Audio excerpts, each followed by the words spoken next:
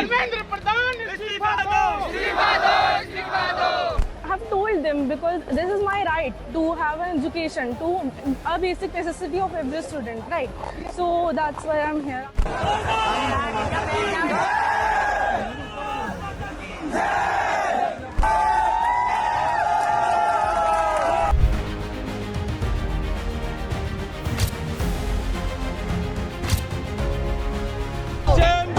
नरेंद्र मोदी,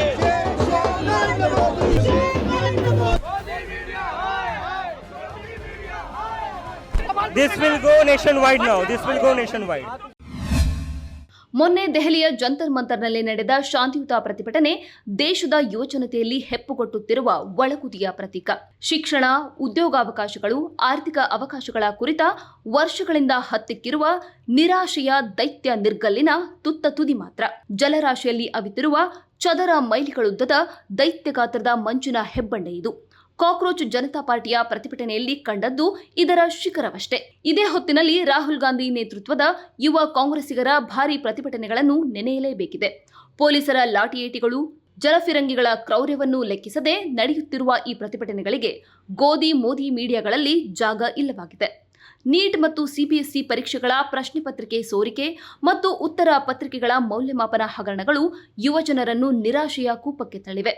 ಕನಿಷ್ಠ 5 ಮಕ್ಕಳು ಆತ್ಮಹತ್ಯೆ ಮಾಡಿಕೊಂಡಿದ್ದಾರೆ. ನೀಗದಷ್ಟು ನಿರಾಸೆ ಮತ್ತು ಖಿನ್ನತೆಗೆ ಜಾರಿರುವ ಮಕ್ಕಳೆಷ್ಟೆಂದು ಲೆಕ್ಕ ಇಟ್ಟವರಾರು? ಒಮ್ಮೆ ಬೆರೆಯುವ ಹೊತ್ತಿಗೆ ಮಕ್ಕಳ ಚೈತನ್ಯವನ್ನು ಬತ್ತಿಸಿ ಬಿಡುವಷ್ಟು ಕಠಿಣ ಪರೀಕ್ಷೆ. ತಮ್ಮದಲ್ಲದ ತಪ್ಪಿಗಾಗಿ ಮತ್ತೆ ಮತ್ತೆ ಅವರನ್ನು ಅಗ್ನಿ ಪರೀಕ್ಷೆಗಳಿಗೆ ಗುರಿ ಮಾಡುವುದು ಘೋರ ವೈಫಲ್ಯ. ದೇಶದ ನಂಜುಮಯ ಪರೀಕ್ಷಾ ಉದ್ಯಮವು ಯುವಜನರ ನಿರೀಕ್ಷೆಗಳನ್ನು ಮಣ್ಣುಗೂಡಿಸುತ್ತಿರುವ ಕೃತ್ಯ. ಯುವಜನ ಯಾಕೆ ಏನು ಎಂದು ಕೇಳುವ ಪರಿಸ್ಥಿತಿಯನ್ನು ದಾಟಿದ್ದಾರೆ. ಮಾಡು ಇಲ್ಲವೇ ಮಡಿ ಎಂಬ ಹಂತಕ್ಕೆ ಹೆಜ್ಜೆ ಇಟ್ಟಿದ್ದಾರೆ ಎಂಬ ಸಾಮಾಜಿಕ ರಾಜಕೀಯ ವಿಶ್ಲೇಷಕ ಪ್ರತಾಪ್ ಭಾನು ಮೆಹ್ತಾ ಅವರ ಮಾತುಗಳಲ್ಲಿ ಕಟು ಸತ್ಯವಿದೆ. ಕೇಂದ್ರ ಶಿಕ್ಷಣ ಸಚಿವ ಮಹೇಂದ್ರ ಪ್ರಧಾನ್ ಅವರು ಈ ವೈಫಲ್ಯದ ಹೊಣೆ ಹೊತ್ತು ರಾಜೀನಾಮೆ ನೀಡಬೇಕು ಎಂಬುದು ಕಾಕ್ರೋಚ್ ಪಾರ್ಟಿಯ ಆಗ್ರಹ. ಪದವಿಯಿಂದ ಪ್ರಧಾನ್ ಕೆಳಗೆ ಇಳಿಯುವ ತನಕ ತನ್ನ ಪ್ರತಿಭಟನೆ ಹಂತ ಹಂತಗಳಲ್ಲಿ ಮುಂದುವರಿಯಲಿದೆ ಎಂದು ಎಚ್ಚರಿಕೆ ನೀಡಿದೆ. ಮೊನ್ನೆಯ ಪ್ರತಿಭಟನೆಗೆಂದು ನಾನಾ ರಾಜ್ಯಗಳಿಂದ ದೆಹಲಿಗೆ ಬಂದಿಳಿದ ಕಾಕ್ರೋಚ್ಗಳ ಕೈಗಳಲ್ಲಿ ಹೂಗಳಿದ್ದವು. ಸಂವಿಧಾನದ ಪ್ರತಿ ಇತ್ತು. ಮನಸ್ಸುಗಳಲ್ಲಿ ವ್ಯವಸ್ಥೆಯನ್ನು ಬದಲಾಯಿಸುವ ಹುಮ್ಮಸ್ಸಿತ್ತು. ಪೊಲೀಸರೊಂದಿಗೆ ಘರ್ಷಣೆಗೆ ಇಳಿಯದಂತೆ ಶಾಂತಿಯನ್ನು ಕಾಪಾಡಬೇಕೆಂಬ ಸೂಚನೆಗಳನ್ನು ಪಾಲಿಸಿದ್ದರು.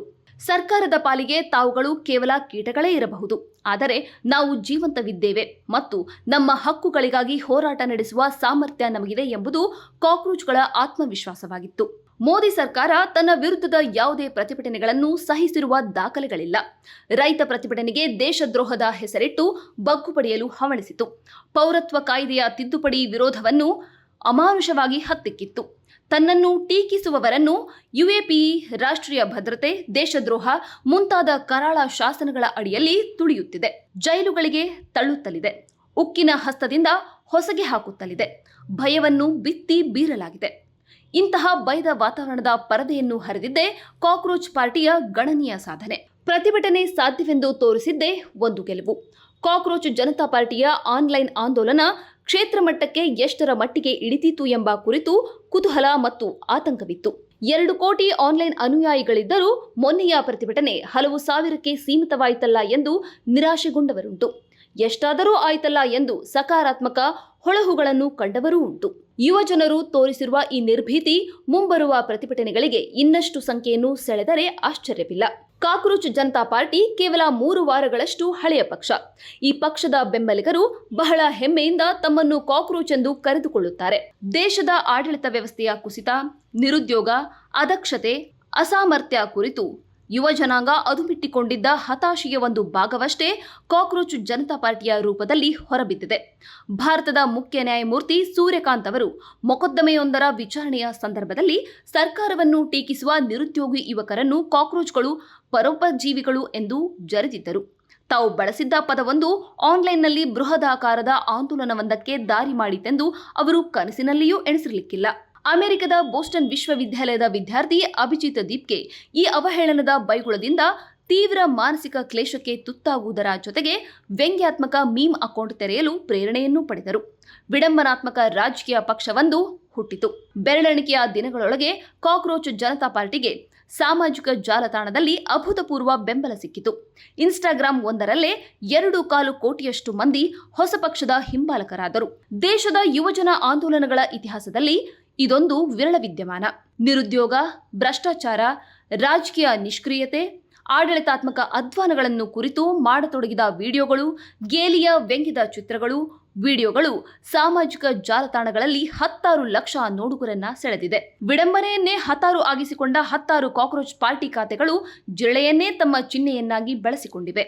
ಸೂರ್ಯಕಾಂತ್ ವ್ಯಂಗ್ಯವಾಗಿ ಹೇಳಿದಂತೆ ತಮ್ಮನ್ನು ಸದಾಕಾಲ ಆನ್ಲೈನ್ನಲ್ಲಿರುವ ನಿರುದ್ಯೋಗಿಗಳು ಮತ್ತು ಸೋಮಾರಿ ಕಾಕ್ರೋಚ್ಗಳೆಂದು ಕಾಕ್ರೋಚ್ ಪಾರ್ಟಿಯ ಬೆಂಬಲಿಗರು ಕರೆದುಕೊಂಡಿದ್ದಾರೆ. ನೇಪಾಳ, ಬಾಂಗ್ಲಾದೇಶ ಹಾಗೂ ಶ್ರೀಲಂಕಾದಲ್ಲಿ ಆಡಳಿತ ಪಕ್ಷಗಳ ಬಗ್ಗೆ ಭ್ರಮನಿರಸಗೊಂಡ ಯುವಜನರು ದಂಗೆ ಎದ್ದು ಸರ್ಕಾರಗಳನ್ನು ಕಿತ್ತು ಹಾಕಿರುವ ವಿದ್ಯಮಾನ ಇತ್ತೀಚಿನ ವರ್ಷಗಳಲ್ಲಿ ನಡೆದಿರುವುದನ್ನ ಕಂಡಿದ್ದೇವೆ. ರೂಢಿಗತ ರಾಜಕೀಯ ಕುರಿತು ಎಳೆಯರು ತಮ್ಮ ಭ್ರಮನಿರಸ ಹೊರಹಾಕಿದ್ದಾರೆ. ಭಾರತದಲ್ಲಿ ಮೋದಿಯವರ ಹಿಂದುತ್ವವಾದಿ ಬಿಜೆಪಿಯ ಕುರಿತು ಟೀಕೆ, ವಿಮರ್ಶೆಗಳು ಕ್ರಮೇಣ ಹೆಚ್ಚತೊಡಗಿವೆ. ಮೋದಿ ಸರ್ಕಾರ ಬಿತ್ತಿ ಬೆಳೆಯತೊಡಗಿರುವ ದ್ವೇಷ ಮತ್ತು ಧಾರ್ಮಿಕ ಧ್ರುವೀಕರಣ, ಆರ್ಥಿಕ ಹಿಂಜರಿತಗಳ ನಡುವೆ ಅಧಿಕಗೊಳ್ಳುತ್ತಲೇ ನಡೆದಿರುವ ಅಸಮಾನತೆಯ ಕುರಿತು ಅಸಮಾಧಾನಗೊಂಡಿದ್ದಾರೆ. ಸಮೀಕ್ಷೆಯೊಂದರ ಪ್ರಕಾರ ಭಾರತದ ಪದವೀಧರರ ಪೈಕಿ 25 ವರ್ಷ ವಯೋಮಾನದ ಕೆಳಗಿರುವ 40% ಮಂದಿ ನಿರುದ್ಯೋಗಿಗಳು. ಮೋದಿಯವರ ಬೆಂಬಲಿಗರು ಕಾಕ್ರೋಚ್ ಜನತಾ ಪಾರ್ಟಿಯನ್ನು ಒಂದು ಪೊಳ್ಳು ಪ್ರಹಸನವೆಂದು ಜರೆದಿದ್ದಾರೆ. ಹಾಗೆ ಜರಿಯುತ್ತಲೇ ಕೀಟನಾಶಕಗಳ ಬಳಸಿ ಜಿರಳೆಗಳನ್ನು ಕೊಂದು ಹಾಕಬೇಕೆಂದು ಕೆರಳಿ ತೀವ್ರ ಅಸಹನೆ ಕಕ್ಕಿದ್ದಾರೆ. ಮತ್ತಷ್ಟು ವಿಶೇಷ ವಿಡಿಯೋಗಳನ್ನು ನೋಡಲು ಮತ್ತು ಹೊಸ ವಿಡಿಯೋಗಳ ಬಗ್ಗೆ ತಿಳಿಯಲು ಈ ದಿನ .com ಯೂಟ್ಯೂಬ್ ಚಾನೆಲ್ ಸಬ್ಸ್ಕ್ರೈಬ್ ಮಾಡಿ ಮತ್ತು ಬೆಲ್ ಐಕಾನ್ ಕ್ಲಿಕ್ ಮಾಡಿ.